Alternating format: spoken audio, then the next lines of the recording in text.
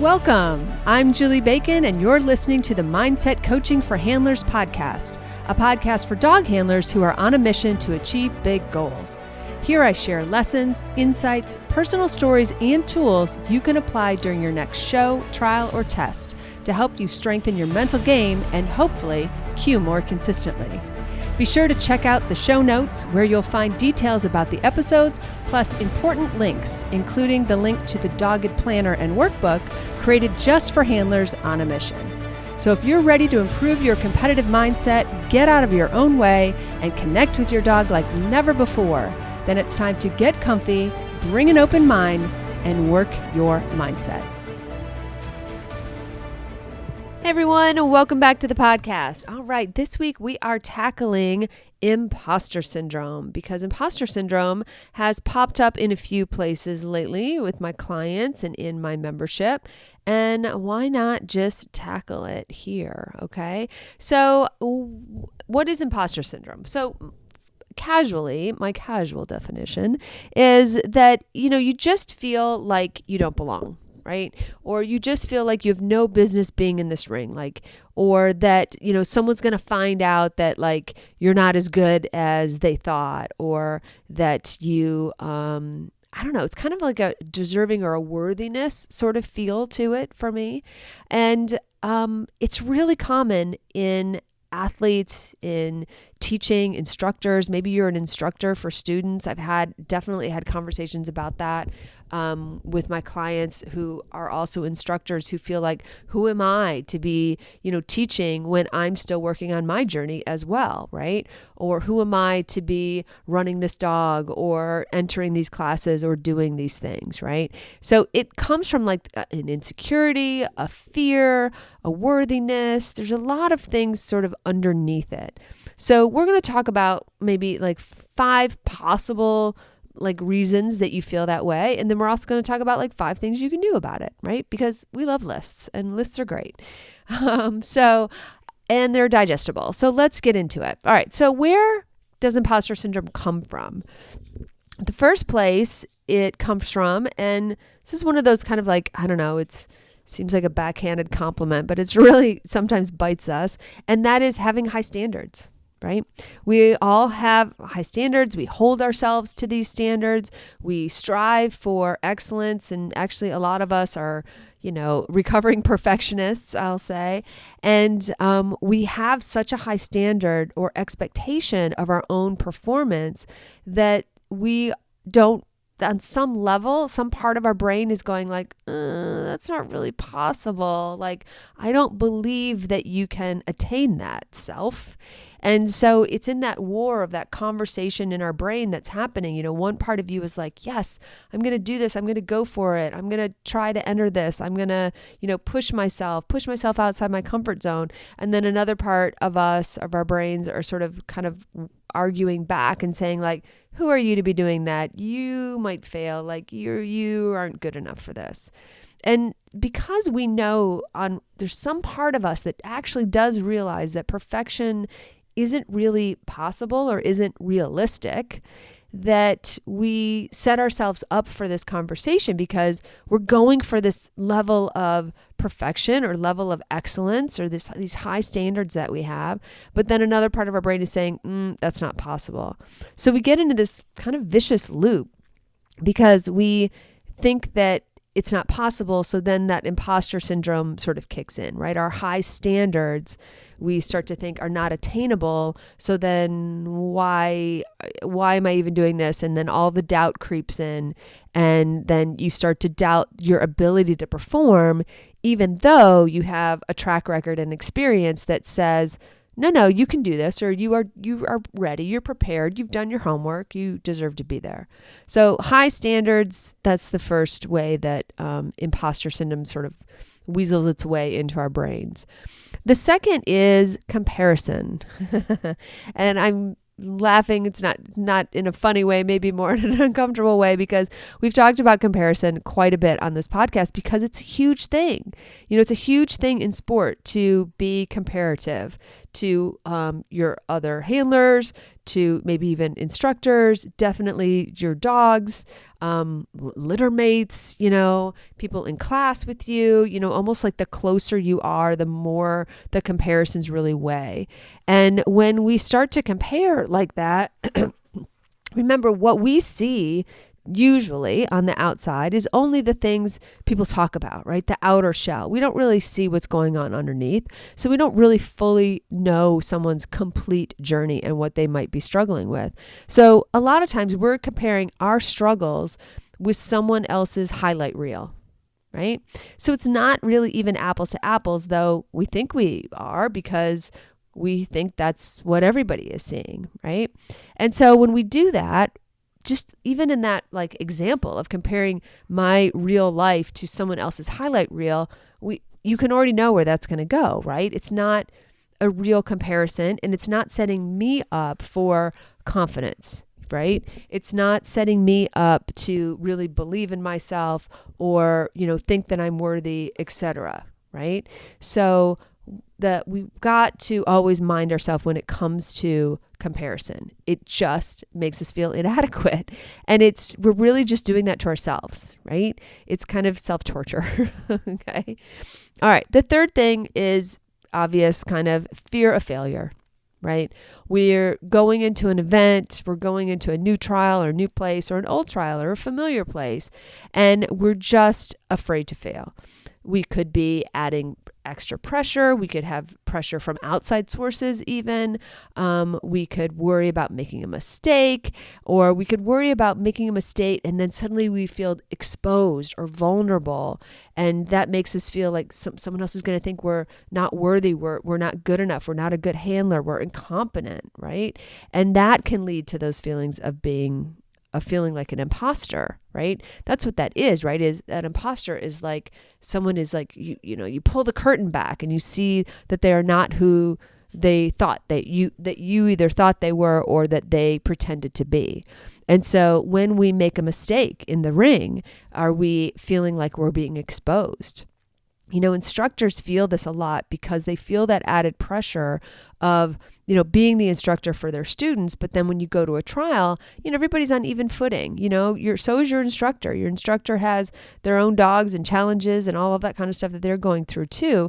But sometimes I've talked to instructors who don't even want a trial kind of around their students because they feel like their students are holding them to another standard and they don't want to fail in front of them and then feel like, oh, maybe they're going to think I'm not, good enough to be teaching them or something like that, right? So it's really easy to have that fear of failure really push all the imposter syndrome buttons, okay? The fourth is a perceived lack of skill or lack of experience, right?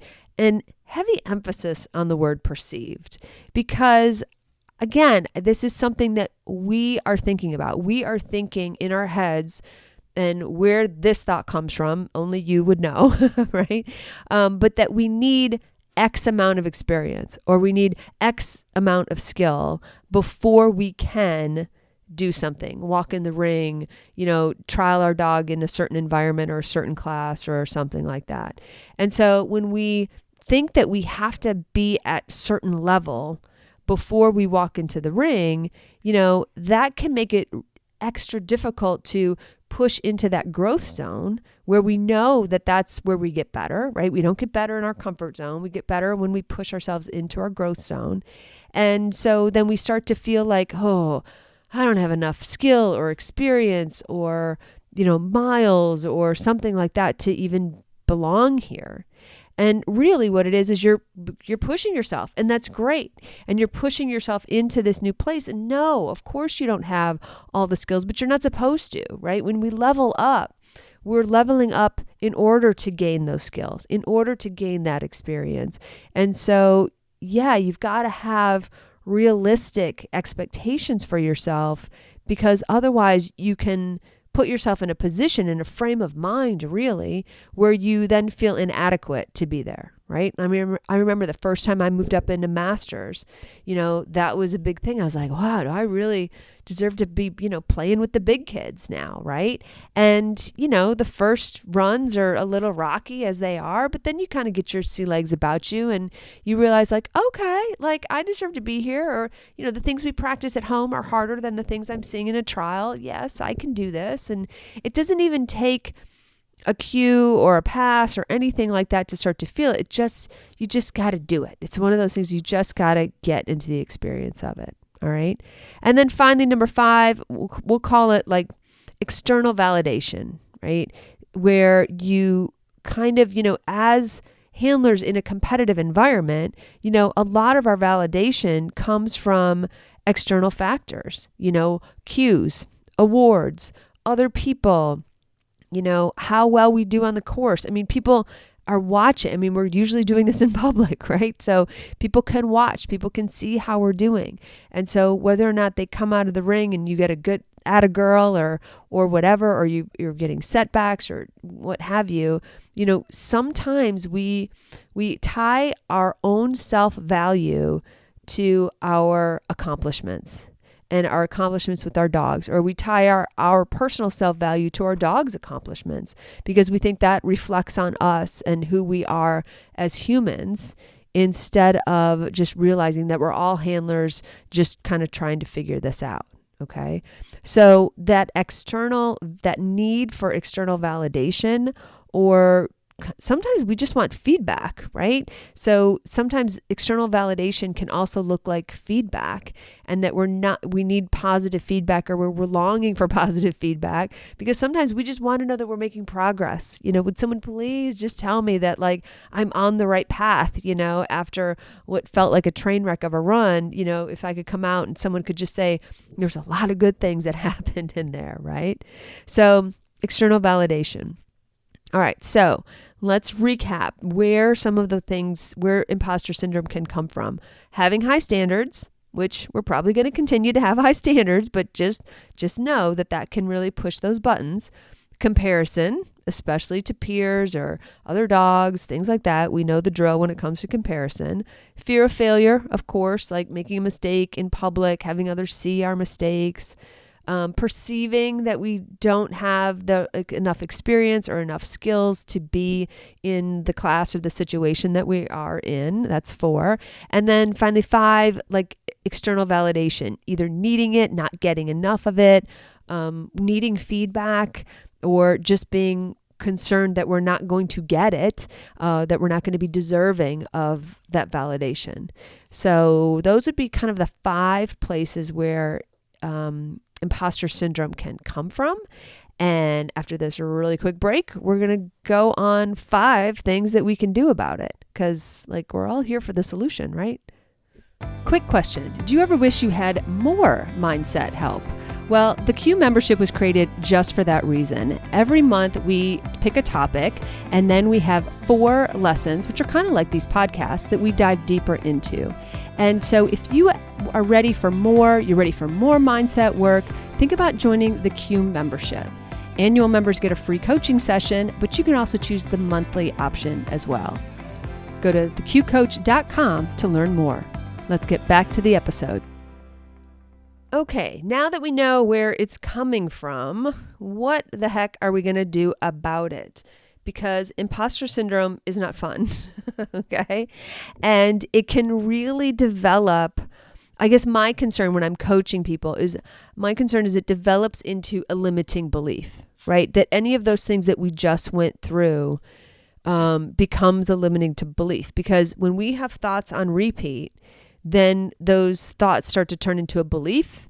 And then when we start to make decisions based on those beliefs that limit our exposure or limit what we do or have an effect, like, oh, then you're not going to enter the trial because you're not ready, or you entered the trial but you're not going to show up that day because these other things are holding you back. Those are limiting beliefs, because they're beliefs about yourself that are literally limiting your experiences.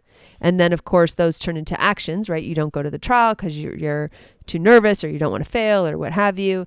And you have this imposter syndrome. And then of course the results are that you don't get the experience, and you don't get kind of over the hump that you need to, right? So, every single one of us has some amount of imposter syndrome somewhere, some point. Sometimes it flares and it's really big, and sometimes it's just kind of simmering or it's kind of under control and we're good with it. All right. But my fear for you, for everybody listening, is that I don't want it to become a limiting belief. That's where as you can tell, really passionate about stepping in and making sure that doesn't happen. So here are 5 things that you can do to quell those imposter syndrome thoughts, or maybe not let them get any worse, or, really try to get a hold of them. Of course, the blanket thing to say is those 5 places that it comes from, just stop doing that, right? But I think, as we've all known, to say don't or stop or just don't do that isn't helpful because our brains need a replacement. Okay. So we need to replace those thoughts with better thoughts, with an action, so that what we end up doing is crowding out those old habits, those old thoughts, and replacing them with new, better, more helpful, more constructive thoughts, quite frankly. All right. So the first thing we're going to do is we're going to focus on the journey, right? It sounds corny, but it's a corny cliche because it's been said a lot, because it's true. Okay. So remembering that you have your own path, your own challenges, this is especially helpful if you are in sort of comparison mode with another handler, or, you're comparing your dog to its litter mate or something, or, what have you. You've got to remind yourself that you're your own team, with your own challenges, your own process goals, your own journey, your own everything. And in doing that, I think it also helps to focus on your why, and why you're in this game to begin with. Okay. Celebrate your milestones, celebrate the progress. Instead of looking back one weekend or even a month of weekends, look back 6 months and show yourself how far you've come and how far you've come. Only you and your dog, only your team. And that's the point to celebrate, not in comparison with someone else. Okay. So first, number 1, focus on your own journey, or, as I like to say, eyes on your own paper. Okay. Eyes on your own paper, butter your own biscuit, whatever kind of fun cliche works for you, to write down in your notes for this point, write it down. Okay. The second thing is to visualize success.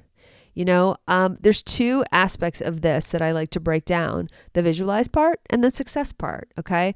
Because the success part, to me, the phrase that always comes to mind in this moment is a corporate phrase, right? It's what does success look like? Have you defined what success looks like for you? Because again, your specific success should contain appropriate expectations. Yes, you are striving for excellence, but you are having appropriate expectations based on your skill level, your dog's skill level. And, maybe a win for you this weekend is just that you get less nervous than you used to, right? Maybe that's what success looks like for you. Maybe success for you just looks like showing up and going and participating, because maybe it's been a long time since you walked into the ring, or you've been really struggling with ring nerves or something. So define what success looks like and measure against that, your own personal definition, which is based on number 1, focusing on your own journey and your own, just your own milestones and where you are. The second part of visualize success is, of course, the visualization. And I love me some visualization, right? I visualize all kinds of things all the time. I think that they go hand in hand, right? With defining what success looks like, and then visualizing you achieving that success in that way, and really painting the full picture with emotion, with feeling, incorporating as many of your senses as you can to really paint that picture fully and put that on a loop in your brain about how it's going to go well, how it's going to go correctly, how you envision the weekend, the day, the run going based on your definition of success. Okay. The third thing is Any mistakes are just feedback. It's just feedback. We play the sport, some think it's a hobby, some thinks it's a sport, whatever you're in it for, like goes back to your why, whatever you're in it for, you have to see that as everything is learning, because you're doing it for whatever passionate reason, right? And so when we do that and we realize that none of those reasons involve, life or death, right? We're not trying to solve world peace here. We're doing this because we're having fun. We're enjoying the time with our dogs. And so in doing that, we want to get better. We're competing for a reason, right? I love to compete. I love the adrenaline of it. I love, seeing how far I can push myself, et cetera, et cetera. So, but in that, it's still not a life or death situation if I make a mistake. So when we can fully embrace a growth mindset and see those mistakes, errors, what have you, things that go awry as learning opportunities or feedback, it changes the whole game for us, because we don't have to walk in the ring thinking that we have to be perfect or being afraid to fail, because we know that, win or lose, it's feedback, right? Cue or make a mistake, we're going to get feedback. We're going to use those things to fuel our future growth. And that's an incredibly important perspective to have, just in general, in sport, in this game that we play. We have to really embrace that growth mindset. Okay. All right. Number 4, get some support, right? Seek support from your friends, from other handlers, from instructors. I say a lot that I am always really surprised how lonely I think this sport can be, which is such a bizarre thing, I think, to say, because we're surrounded by people. We have instructors. Many of us kind of travel in a pack, or we have a group of people that we always hang out with, but yet everybody is kind of going through their individual journeys, and I think that we don't ask for help enough, or ask for the kind of help that we need. Everybody, again, from the outside, from the shiny shell of what we can see of someone else's journey, we don't think that they're struggling with mindset, or that they're struggling with imposter syndrome, or that maybe we could just say, hey, could you give me some feedback or something, or, I'm having a rough day. And so to seek that out, or seek out communities, or find groups, or something like that, where you are finding some like-minded people to go through that with, is really helpful. It's less isolating. It's obviously more supportive, and it just will help you realize that you're not only not alone in this community, but you're not alone in what you're going through, right? And I think everybody likes to know that. Everybody likes to know that they're not the only ones struggling or dealing or in need of some encouragement, and just in need of some atta girl, keep going, kind of thing, which we all need and we all deserve, right? All right. The 5th thing, and I think this is an appropriate lot. Well, I'm going to add a 5th and a half, but the 5th thing is to practice some self-compassion, right? Be nice to yourself. Watch yourself talk, none of that oh, you're so stupid, or, oh, I can't believe you made that mistake again, or, none of that. That is all just making all of it much worse, right? And nobody needs to do that. Nobody needs to do that to themselves. It's not helpful. It's not constructive. It sure as heck doesn't build up your own confidence. So when you are facing that self-doubt or that self-criticism, treat yourself the way you would treat a friend who walked up to you and said, hey, this is what I'm wrestling with.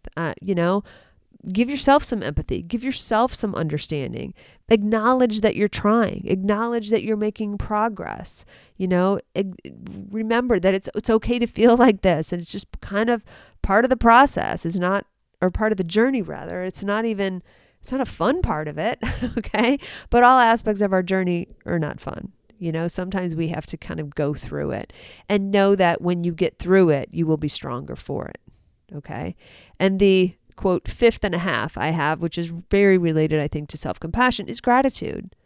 It goes along with this perspective, have some gratitude of yourself, and how far you've come, and gratitude for your dog and what they're doing for you and how hard they're trying, and gratitude for your instructor, or your support system that you do have, or your ability to ask a question in a group or something like that. Gratitude can really shift our mindset and our perspective really, really quickly. And, it's gotten to be such a cliche, right? Live, laugh, love, and gratitude, and so grateful, and it's on, license plates and bumper stickers and things like that. But I really think it's powerful. It's just so incredibly powerful to shift into gratitude, to feel that feeling and know that, you just know that perspective, right? And just to be grateful, even when things are hard, to be grateful for, the push, right? Be grateful to be in that growth zone and know that you are growing and learning and getting better. So always reach for gratitude. Okay, so to recap, because I love a good recap, focus on your journey, visualize success, see those mistakes as feedback, get some support from, other people, practice self-compassion, and along with that, go reach for gratitude. Okay. So I'm curious, and I want you to be curious this weekend, because I love some good weekend homework. Even if you think you aren't like you're good with imposter syndrome right now, you're in a good place with that. First of all, fantastic. But just look around for different ways that you might feel it, and how it comes up for you, and what that does, and how it impacts your confidence. Or, maybe it shows up in surprising ways for you, and so you really want to get a handle on it. And then the other thing I'm curious is, please don't try all of these remedies at once, right? Pick something. Pick one that feels easier for you to gravitate to, If it's focusing on your journey, start there. If it's, you realize that what's killing me about my imposter syndrome is I really don't have a great definition of success. I need to really define what success looks like and really kind of visualize that. Then great, start there. If all else fails, go to gratitude, okay? But really think about what tools sound accessible to you, meaning you think you could do that, right? If I said, which one of these, you have to pick just one, which one do you think you can do the easiest, the bestest, the fastest, whatever? Which ones can you grab readily? And then as you go along in your imposter syndrome journey, what other tools would you like to practice with? So maybe gratitude is really accessible for you, but you actually, that visualize success thing, you would like to get way better at that. Or you're really terrible at asking for help, like a lot of us are. And so you want to get better at asking for help.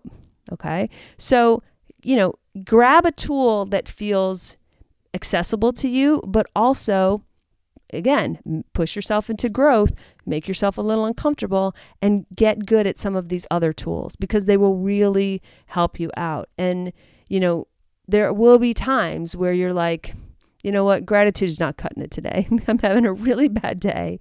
I love my dog. I'm grateful for them, but I'm also frustrated as heck. And I don't even want to walk into that ring today because my imposter syndrome is so thick, So you might need more tools. All right. So think about that.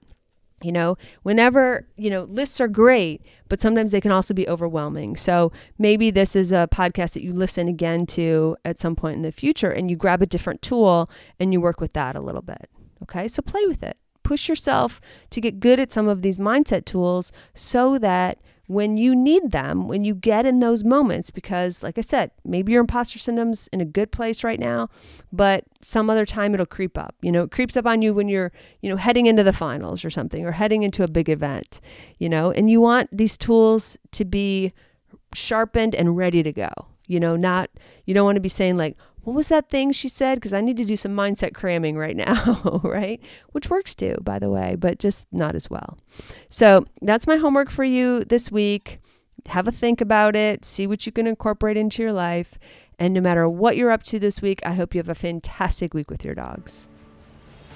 Thanks so much for listening to the Mindset Coaching for Handlers podcast with me, Julie Bacon. I am so grateful for your precious time.